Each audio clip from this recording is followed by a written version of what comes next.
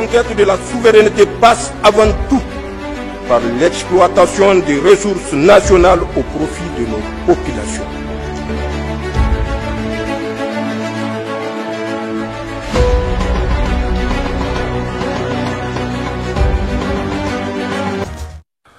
Mesdames, Messieurs, bonsoir. Nous recevons ce soir, dans la série d'entretiens avec les membres du gouvernement, le ministre du Pétrole, Dr Sahabi Oumarou. Monsieur le ministre, bonsoir et merci d'avoir répondu à notre invitation où nous allons parler au cours de cet entretien de votre lettre de mission à la tête du ministère du Pétrole. Un ministère dont nos concitoyens portent un réel intérêt car l'exploitation du pétrole qui a vu le jour depuis novembre 2012 a suscité énormément de l'espoir chez les Nigériens qui ont pensé que le brut nigérien allaient améliorer leurs conditions de vie. Mais que dalle, car nos compatriotes, monsieur le ministre, attendent toujours une meilleure amélioration de leurs conditions de vie qui tardent à venir. Alors, question, monsieur le ministre, l'exploitation du pétrole au Niger, dont les activités ont démarré, je le disais tantôt, depuis novembre 2012, suscite énormément de l'espoir chez les populations qui aspirent à un changement qualitatif de leurs conditions de vie. Pouvez-vous nous faire l'état des lieux de l'exploitation du pétrole nigérien depuis 2012 à ce jour et l'espoir est-il toujours permis aujourd'hui, monsieur le ministre? Merci en tout cas pour l'opportunité que vous m'offrez de parler de ce secteur combien stratégique, combien vital à l'économie nigérienne. Mais permettez-moi, avant de répondre à votre question, de réitérer toute ma gratitude à son excellence Monsieur le Président du Conseil national pour la patrie, chef de l'État, pour la confiance placée en moi. Je mesure en tout cas la gravité, la charge et l'attente des Nigériens qui est grande. Je vais peut-être rappeler, comme vous l'avez dit, la lettre de mission qui m'a été confiée par son excellence Monsieur le Président, qui tourne autour de 3 axes majeurs. Premièrement, il s'agit de renforcer le dispositif d'encadrement des ressources pétrolières et gazières afin d'optimiser leur contribution à l'économie nationale. Deuxième axe, définir un cadre propice aux investissements pour diversifier l'exploitation des ressources pétrolières et gazières. Troisièmement, mettre en place un dispositif de mesure de résultats, d'évaluation et de performance des actions du PCR. Peut-être avant de répondre également à votre question, j'aimerais un peu préciser, quand on parle du secteur pétrolier de façon générale, on fait allusion à 2 ensembles. Il faut distinguer entre le secteur pétrolier dit amont et le secteur pétrolier dit aval. D'accord. C'est quoi l'amont? L'amont regroupe toutes les opérations de prospection, de recherche, de développement, d'exploitation et des travaux d'abandon, ainsi que le transport par canalisation. Le code pétrolier régit l'amont. Donc aujourd'hui, nous avons 4 opérateurs qui sont sous contrat PVP, CBP, à savoir l'opérateur le plus ancien, la CNPC, les Chinois. Les Chinois. Ensuite, on a les Algériens, CIPEX, on a les Anglais, Savannah, et dernièrement, notre géo national, la SUNDEP, à qui le chef de l'État, en tout cas dans son élan patriotique, a changé, modifié le rôle et la place de la SUNDEP dans le secteur pétrolier. Quant au secteur pétrolier aval, il regroupe toutes les opérations de raffinage, d'importation, d'exploitation, de transport, de stockage, de distribution et de consommation de produits pétroliers. Maintenant, pour revenir à l'état de lieu en tant que tel, ce que j'ai compris, en tout cas les 6 mois que je suis à la tête de ce ministère... Ça fait 6 mois seulement, hein? 6 mois. Ah oui, d'accord. Ce que j'ai compris, il y a des enjeux qui sont majeurs. Le premier enjeu est contractuel, puisque tout se base sur le contrat. C'est-à-dire que c'est au stade du contrat, quand on négocie, que chacun des parties doit être armé, vigilant pour défendre ses intérêts. Le second enjeu, c'est le suivi. Puisque quelle que soit la qualité du contrat, le contenu de la loi, si vous n'avez pas des cadres, des agents avertis, engagés, compétents, engagés, tout serait perdu. Il faut qu'il y ait des répondants qui aient une vision vers un résultat. Donc, pour revenir à la question, qu'est-ce qu'on a fait, qu'est-ce qu'on a fait jusqu'à présent? Depuis 12. Aujourd'hui, nous 2011 sommes en 2025. On a commencé à produire, à raffiner depuis 2011. Trois éléments majeurs à tirer cette période-là. D'abord, le premier élément, on a une production qui est en croissance. Une production pétrolière qui est en croissance. Cet accroissement est,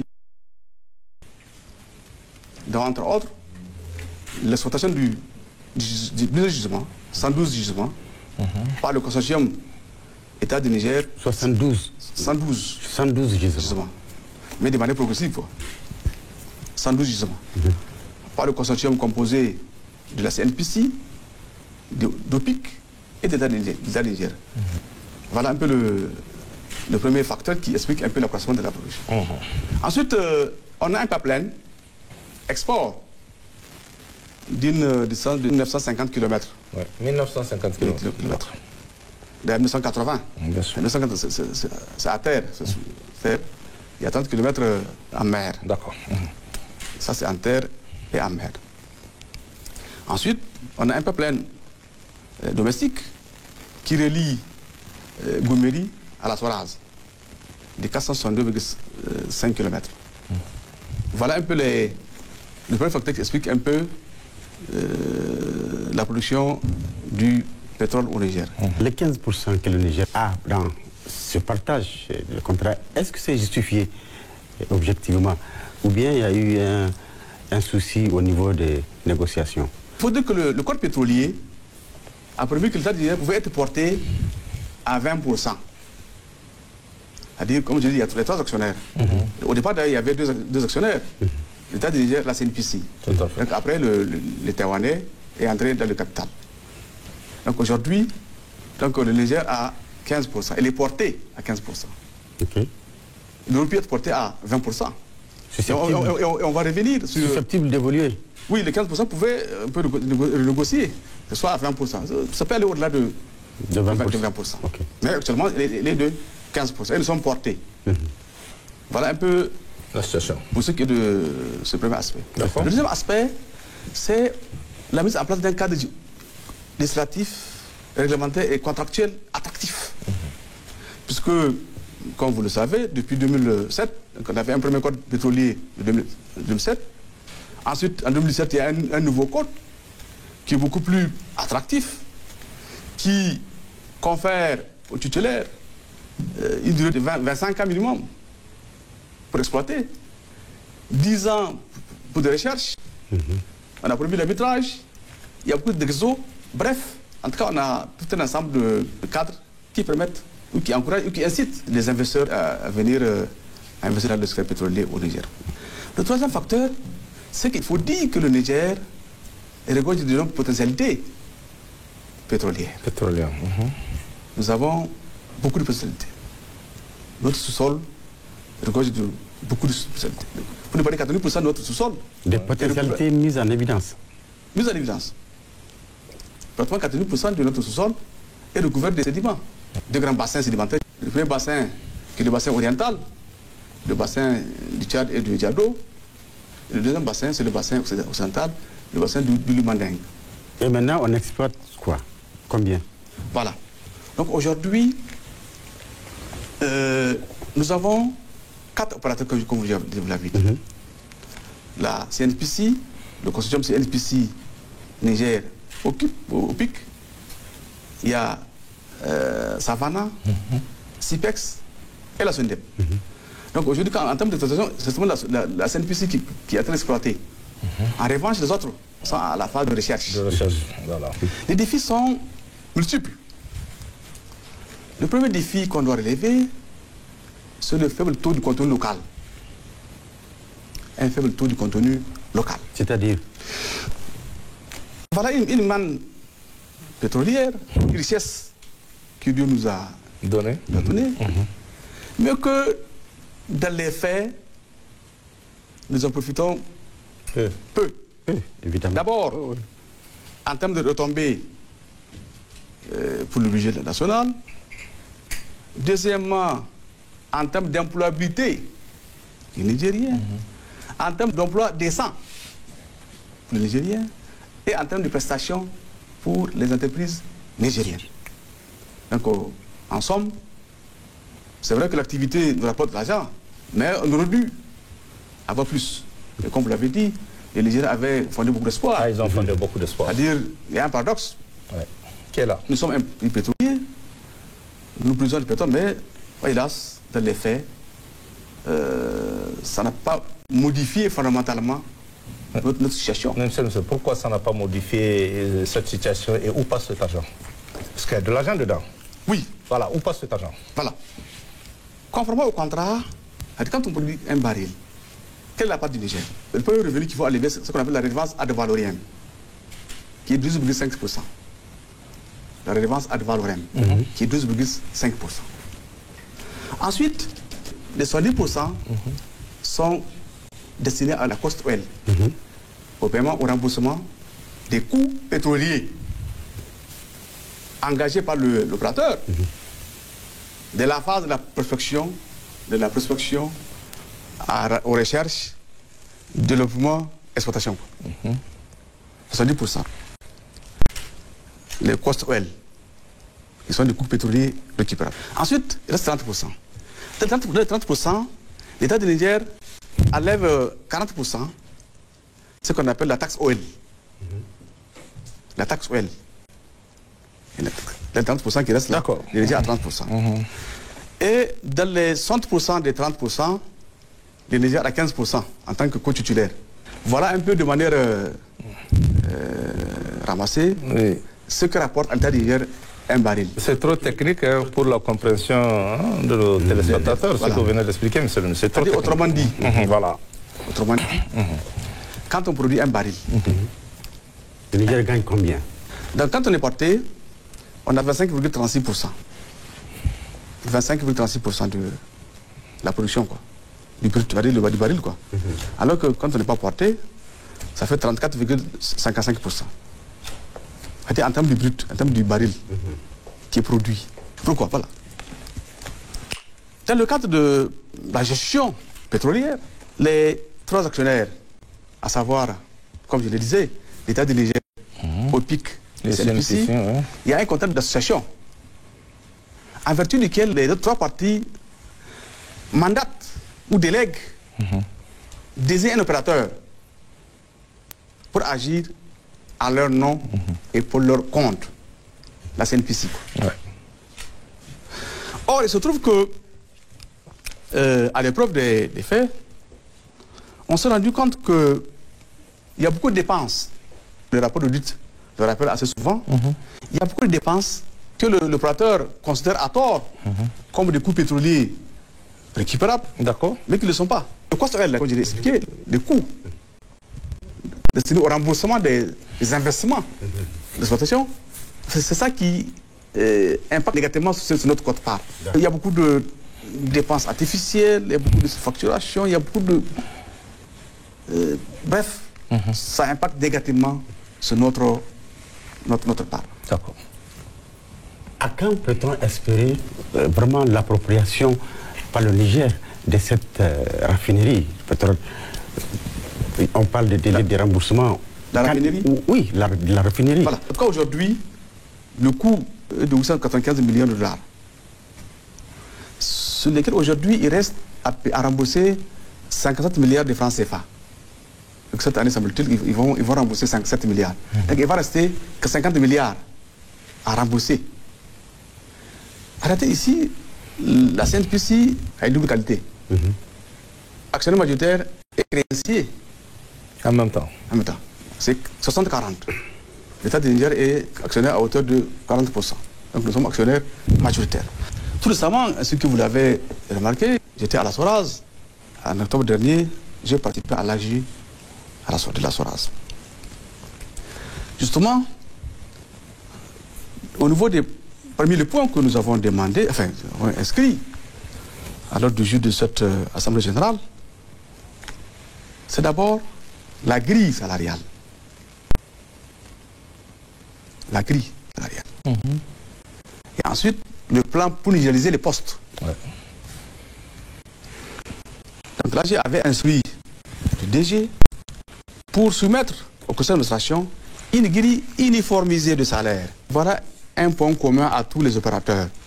La CNPC internationale, qui est actionnaire majoritaire à la Soraz, CNPC NP et à OPPO, a signé des conventions de détachement des agents expatriés auprès de ces trois sociétés-là. Donc aujourd'hui, les expatriés sont employés par cette société, mais ils ne sont pas employés de cette société-là. C'est le statut d'expatrié qui pose problème. Voilà, c'est-à-dire, ils sont employés par cette société, mais ils ne sont pas employés de cette société. Autrement dit, l'expatrié. Ils ne sont pas comptés dans l'effectif. Voilà l'effectif. Et que la Convention dit qu'ils n'ont pas de contrat de travail avec Soraz, par exemple. Donc ils ne sont pas payés par la Soraz. Ils sont payés par la Soraz. Mais à l'exposition par l'actionnaire majoritaire de la CNPC. Or, ce que nous avons écrit, ça semble un peu compliqué, ça. Non, on a écrit à la CNPC pour dire que cette convention est illégale. D'abord, pour la Soraz, cette convention est prise en voiture du pacte d'actionnaires. Le pacte d'actionnaires qui a été signé entre l'État du Niger et CNPC. Or, ce pacte dit que l'actionnaire CNPC s'oblige à la demande de la société à mettre à disposition du personnel technique, du personnel de gestion, des ouvriers et techniciens conformément à la règle en vigueur au Niger. Or, la convention de détachement n'est pas conforme à la convention de détachement. Donc en tout cas, nous avons écrit pour dire que cette convention est illégale. C'est le point d'achoppement. Voilà. D'accord. Et ensuite, pour revenir à ça, c'est quoi la conséquence? Comme ils ne sont pas agents, nous avons demandé d'harmoniser. Or, comme il y a un seul personnel, il n'y a rien à harmoniser. Bien sûr. Pardon? On a dit il faut uniformiser la grille. Or, comme ils ne sont pas agents, et ce qui est... Bon, c'est ce qu'on dit, mais ils sont agents. Mais la société, elle est au Niger. Elle est au Niger. Voilà, elle est au Niger. Elle est installée au Niger. Et ce qui est assez curieux, quand on regarde, en tout cas l'audit fait par le cabinet, a établi que en 2023, le salaire moyen d'un expatrié est de 8 378 $. Ce salaire moyen. Alors que pour le Nigérien, c'est 658 $. D'accord. En 2024, où on a cru devoir ajuster, augmenter le salaire des Nigériens, le salaire moyen de l'expatrié est de 8 678, alors que celui du Niger est de 1 200 $. C'est pour dire qu'en fait, jusqu'à présent... Or, voilà l'enjeu fondamental. Si on veut attirer les jeunes, la diaspora, qui nous suivent, ils veulent même venir. Tout à fait. Mais ils veulent venir peut-être en qualité de prestataire, mais pas en tant que employé, parce que bon, c'est pas... Ça pose problème. D'accord. Monsieur le ministre, avant d'aller à l'autre question, il y a deux petites questions que je voulais poser, parce que vous allez parler de nigérisation au niveau de la Soraz. Et aujourd'hui, on sait tous les documents qui sont là, c'est en chinois, alors qu'ils devraient normalement être traduits depuis l'installation en français. Ça n'a jamais été fait jusqu'à la date. Puisque j'ai eu l'occasion de visiter cette raffinerie, les documents sont encore en chinois. Comment on peut nigériser ces postes avec des documents en chinois? Ça, c'est la première question. Et parlant toujours de la Soraz, parce que vous avez expliqué les conditions, on peut dire aujourd'hui que le contrat de la Soraz a été mal négocié ou pas? Parce que c'est de ça qu'il s'agit. Actuellement, vous avez à la Soraz 442 Nigériens, 129 expatriés. Oui, tout à fait. Nous avons posé la question. Les expatriés continuent à occuper les postes clés. Oui, jusqu'à aujourd'hui. À savoir la gestion, la production et la maintenance. C'est-à-dire, bon, on peut dire que nous sommes nombreux, c'est pas mauvais en soi. Mais véritablement, les Nigériens ne peuvent pas, à eux seuls, gérer une raffinerie dans ces conditions. On n'a pas d'expertise. Oui, on n'en a pas. Et c'est pourquoi d'ailleurs... Parce qu'on n'a pas voulu. Et c'est pourquoi d'ailleurs... On n'a pas voulu, monsieur le ministre. De bonne heure, j'ai compris ce problème. Voilà pourquoi, en ce moment, quand j'étais parti en Algérie, j'ai sollicité l'appui de l'Algérie pour nous accompagner dans le transfert de compétences Puisque l'un des enjeux, même si on n'a pas déjà, si on a le savoir-faire, c'est déjà bien. C'est qu'on avait, avec l'arrivée des Algériens, on a aussi au moins deux, trois délégations cette année, ce qu'on avait convenu avec eux, c'est d'envoyer 39 agents à la SORAS. Donc nous avons demandé à la SORAS, comme on a compris que si on s'en tient au programme, à la formation qui est donnée par la SORAS elle-même, il n'y aurait jamais de vrai, de réel. Monsieur le ministre, comment on peut expliquer 13 ans après, parce qu'on est en 2025, que jusqu'ici ces documents qui devraient être traduits en français ne l'ont pas fait, c'est un chinois. Comment on peut expliquer ça? Ça fait 13 ans aujourd'hui. Oui. Donc, justement, voilà. Avant de continuer, j'allais continuer. Oui. Donc les Algériens nous ont répondu.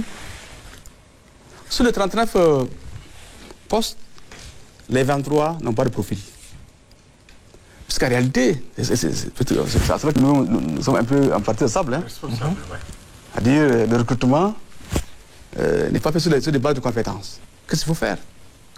Tant qu'il n'y a pas de problème, bon, ils vont continuer à travailler, mais le jour, le moins de problèmes, ils peuvent le faire. On répond à votre question. Justement, nous avons posé la question. Toutes les données comptables, financières, le logiciel sont en chinois. Voilà. Et pilotés depuis la Chine. Depuis la Chine, voilà. Et en chinois. Et c'est normal. Nous avons posé la question à quelqu'un. Est-ce que c'est normal ça? En tout cas, là-bas, la SORAS, personne ne peut. Ah, c'est pas normal. Voilà. Voilà pourquoi les Algériens nous ont dit la même chose. Ils ont construit une raffinerie similaire. Hein. Tout était en chinois. Mais ils ont tout modifié. Ils ont tout modifié pour amener en arabe et ce que nous, on n'a pas fait ici. Parce que pourtant, c'est écrit dans le contrat qu'on devrait normalement traduire ces documents en français. Oui. C'est noir et blanc dans le contrat que moi j'ai eu l'occasion de voir. Oui. Mais ça n'a jamais été fait. Donc, vraiment, c'est pour dire que l'enjeu pour nous, c'est d'abord le savoir-faire. Donc les Algériens sont disposés à recevoir. Vous voulez dire qu'on est en situation de faiblesse pour le moment? En tout cas, à ce niveau-là, c'est une évidence que tout le monde connaît. C'est qu'on va envoyer les 39 agents en stage d'immersion. Il y aura une grande maintenance le 20 avril. Donc idéalement, ils vont passer un mois avant la maintenance. Quoi. Ils vont faire un ben à l'IAP. Ensuite, ils vont un peu suivre l'expérience avant de participer à la grande maintenance. Peut-être 2 mois. C'est pas plus concret de le faire sur place? Possible de le faire, mais peut-être on va le faire dans un second temps. Parce que ici, on parle de maintenance. D'accord. En fait, notre maintenance, c'est l'année prochaine, en 2026. Donc, ils vont voir les principes, la feuille de route, la méthodologie et les exigences de la maintenance. Ils ont fait plusieurs fois la maintenance, mais ils auront un autre regard. Mais c'est que prochainement, on fera appel aux partenaires pour les former sur place. C'est ça qui est. Dans les premiers temps, il faut qu'ils voient un peu comment ça se passe ailleurs. Quoi. Cette raffinerie a été mal négociée et on ne comprend pas pourquoi. Parce qu'on n'a pas mis les intérêts du Niger au devant. Et pour arriver à ce résultat, monsieur le ministre.